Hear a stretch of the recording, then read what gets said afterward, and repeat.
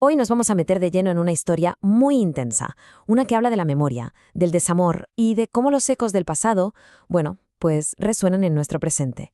Es un viaje a la mente de alguien que espera, que recuerda y que, al final, quizá empieza a entender algo. La historia arranca con esta pregunta que es tremenda, y nos pone de golpe en el centro de todo. ¿De verdad aprendemos de nuestros errores? ¿O estamos de alguna forma condenados a repetirlos, incluso cuando creemos que estamos empezando de cero? Bueno, pues la respuesta a esa pregunta empieza a dibujarse aquí en esta primera parte. La historia nos lleva a Madrid, donde nuestro protagonista está atrapado. Atrapado en una espera que es desesperada, sí, pero que al mismo tiempo, fíjate, está llena de una esperanza extrañísima. La escena es casi como una foto, imagínatela. Un hombre pegado a la ventana de un café con una caña, sin quitar ojo de la calle. Pero no está simplemente matando el tiempo, no. Está de guardia, en una especie de vigilia. Cada coche que pasa, cada sombra que dobla la esquina, podría ser ella. El ambiente está cargadísimo de tensión. ¿Y por qué esa espera tan bestia? Pues porque todo se alimenta de un recuerdo, el de su última despedida. Un momento que debería haber sido un punto y final, pero que para él se ha quedado ahí, como una herida abierta. Y lo peor, a ese adiós le siguió un silencio terrible, absoluto. Y aquí vemos el choque, el contraste brutal entre lo que él quería y lo que pasó de verdad. En su cabeza, él quería alargar ese adiós para siempre, hacerlo eterno. Pero la realidad fue mucho más simple y más cruel. Ella se dio la vuelta y se fue, dejándolo completamente solo. A partir de aquí la cosa se empieza a enredar. Lo que era una simple espera se convierte en una espiral de pensamientos, en una obsesión donde el tiempo y la memoria se mezclan de una forma bastante peligrosa. De repente, el protagonista se obsesiona con un reloj que ve cerca. Y claro, ese reloj se convierte en un símbolo, ¿no? Es su desesperación hecha objeto. Necesita creer que puede controlar el tiempo, que puede frenar un destino que, siente, se le está escapando segundo a segundo. Esta sensación de impotencia es total. Le quedan unas pocas horas para intentar cambiar algo. Pero es que no se le ocurre nada. Está atrapado en su propia cabeza, dándose una y otra vez contra el mismo muro de silencio, de ausencia. Y para colmo, para hacerlo todo más confuso, el ambiente le resulta familiar, pero de una forma dolorosa. El frío de Madrid le recuerda al de Buenos Aires. Son dos ciudades almas gemelas, y esa similitud le desdibuja todavía más la percepción del tiempo y el espacio. Refuerza esa idea de estar en un bucle del que no puede salir. La incertidumbre es una tortura. El tiempo se vuelve elástico, pesado, doloroso. Y lo más cruel de todo es cómo este silencio choca de frente con el recuerdo tan nítido de caminar juntos, de la mano, cerca del reloj de Atocha.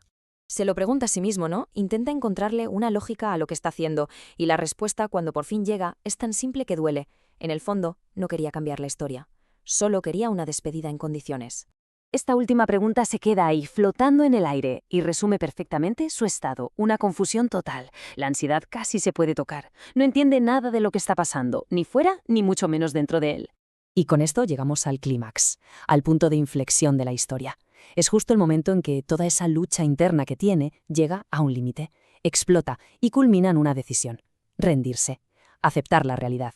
Pero ojo, porque incluso en el preciso instante en que decide abandonar, en que decide conscientemente dejar de esperar, hay una parte de él que se aferra a un último hilo de esperanza. Es casi un instinto, ¿sabes? Esa última chispita antes de que todo se apague. Y entonces, en medio de todo este drama emocional, la realidad irrumpe, y lo hace de la forma más tonta y cotidiana posible.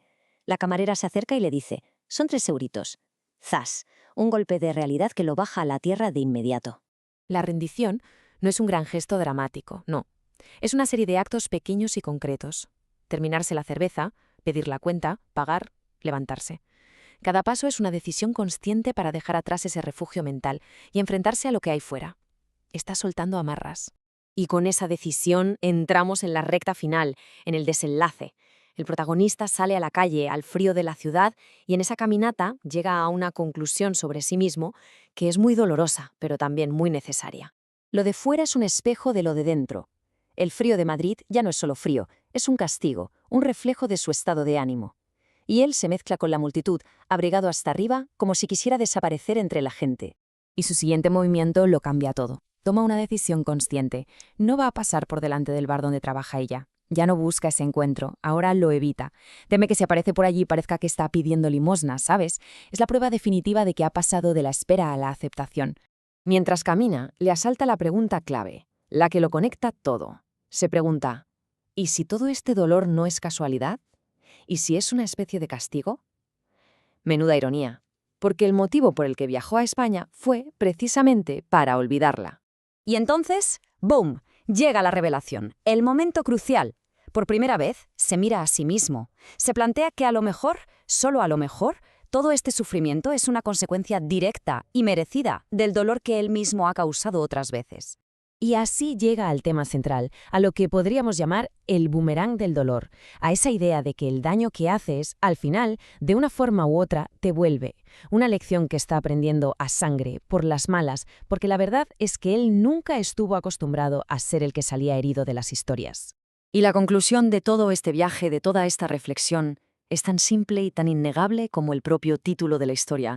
El amor lastima. 3 palabras que lo dicen todo.